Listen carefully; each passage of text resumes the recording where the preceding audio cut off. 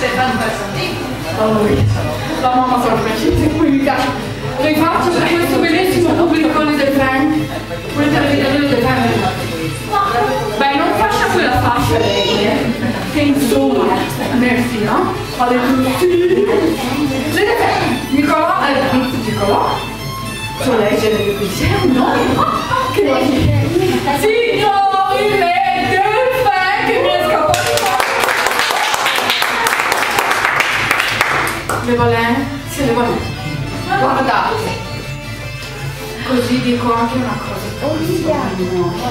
Questo è un posto di gente un po' strano.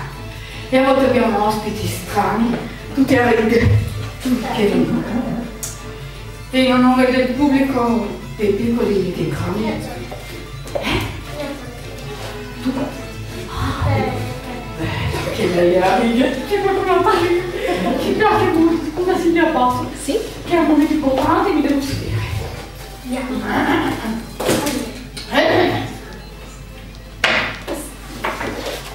Guarda, con queste luci cari, grandi, mi cuscino la goccia. Allora, io sono un clown poetica. E questo clown poetica ha un libro. E io compro solo libri bianchi, rossi e allora, solo bianchi, rossi e neri.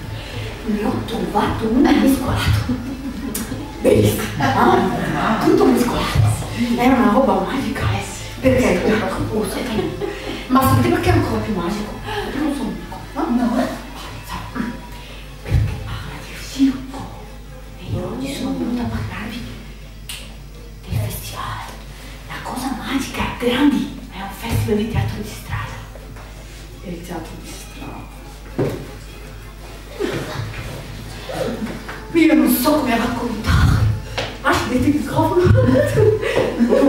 Prima di stasera dopo. Dicevo che il teatro di strada è magico. Ci sono i giocolieri un po' più bravi di me. Vi racconta storie, burattinai. E le persone che fanno emozionare il pubblico. Guardate cos'è successo. Qui ci si emoziona come Olivia. Salva il circo. Lo conoscete?